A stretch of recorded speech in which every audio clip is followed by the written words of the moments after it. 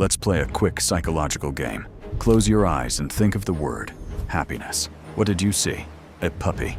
A warm beach? Or did a giant red glowing wave of Coca-Cola subconsciously flash across your brain? If it did, don't worry.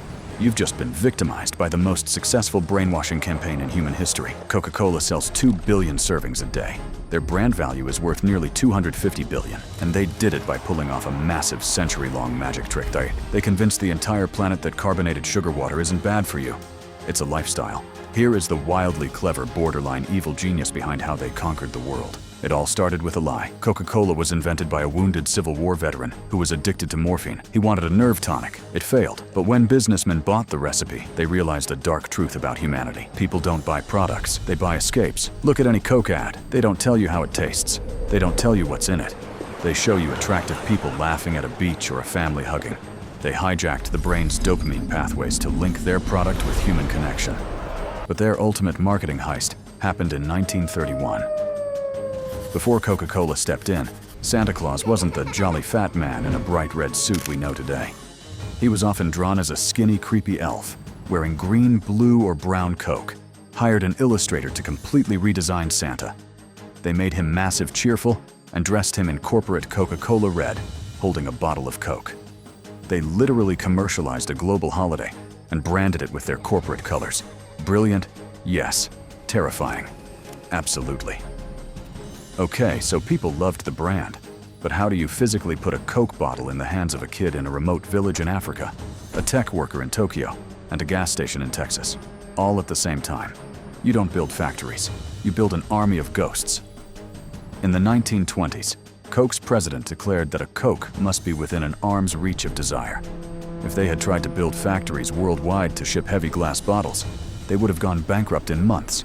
So they invented the franchise bottling system. Coca-Cola Corporate doesn't actually make the soda you drink. They only make a top-secret, highly guarded syrup, concentrate in a few secure facilities. They sell this raw syrup to independent local bottlers all over the world. The locals buy the bottles. The locals provide the water. The locals manage the trucks. Coke gets all the profit and none of the operational headaches. They turned the entire world into their personal logistics network.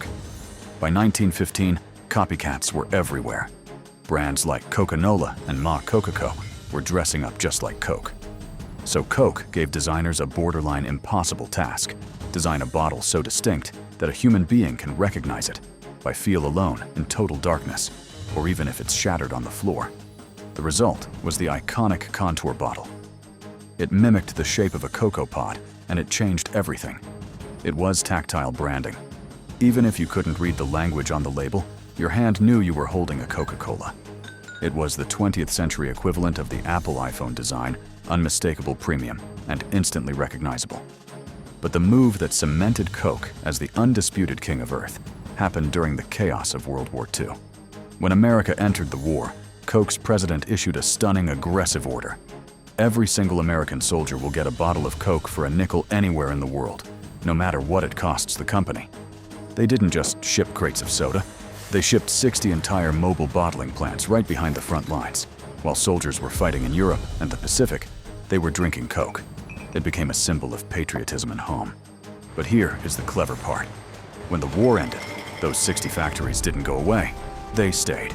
And the local populations in those liberated countries were already hooked. Best of all, the US military supply lines paid to transport most of it. Coke literally used a global war to fund their international expansion. They've never stopped adapting. When sales started dipping in the digital age, what did they do?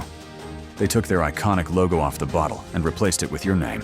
The Share, a Coke campaign, forced millions of people to hunt through grocery stores. Like scavengers, take photos of a plastic bottle and upload it to social media for free advertising. Coca-Cola didn't win the beverage wars because their liquid is a scientific marvel. They won because they conquered the human supply chain, weaponized history, and successfully wired their brand directly into the emotional center of our brains. So, are you still Team Coke? Or do you think Pepsi's marketing team can sleep at night? Let me know below. See ya.